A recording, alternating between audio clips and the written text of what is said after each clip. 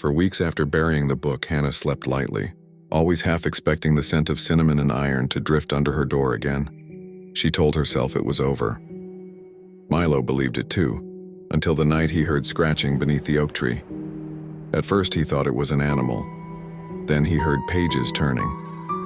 The next morning the backyard was torn up, roots exposed, soil piled in unnatural mounds. The book was gone. Hannah tried to stay calm, but shadows moved strangely in the corners of the kitchen, stretching long fingers toward the stove. And at 3:11 a.m. every night the oven timer beeped on its own, flashing a single word: prep. One night Milo didn't wake up to the alarm, and the next morning he didn't come downstairs at all. Hannah found him sitting at the kitchen table, eyes unfocused, pale, with the recipe book open before him. His finger traced the ink as the words rearranged themselves.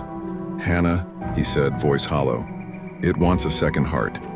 The lights burst, plunging the kitchen into darkness. The stove roared to life, and the same pot that had once boiled with faces now filled itself with dark, bubbling liquid. Milo stood, swaying like a puppet tugged by invisible strings. "She ended the first curse," he whispered. "But not the hunger." Hannah grabbed his shoulders. "Fight it!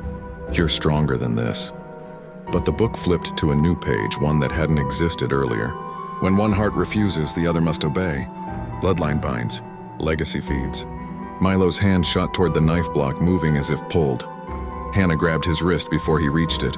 The pot on the stove hissed violently, splashing scalding liquid across the counter, but none of it touched Milo. It curved around him as if protecting him. The house wasn't after Milo. It was after her. She backed away. "Grandma forgave it. I did too. What more do you want?" The steam shaped itself into her grandmother's face, hollow-eyed, mouth twisted. "Forgiveness stops the curse. Sacrifice ends the hunger." The blade rattled in the block. Hannah made her choice. She pulled Milo away from the stove and shoved him toward the back door. "Go. Don't look back." The pot shrieked. The stove shook violently. Steam wrapped around her ankles like vines. Hannah grabbed the recipe book and slammed her hand down on the final blank page. "Take me," she said. "End with me." The pages flipped wildly, ink erupting as if blood flowed through every line. The stove opened and a blinding heat swallowed her. The next second, the kitchen went silent. Milo returned hours later to find the pot cool, the book closed, and Hannah gone, except for a single line burned into the counter.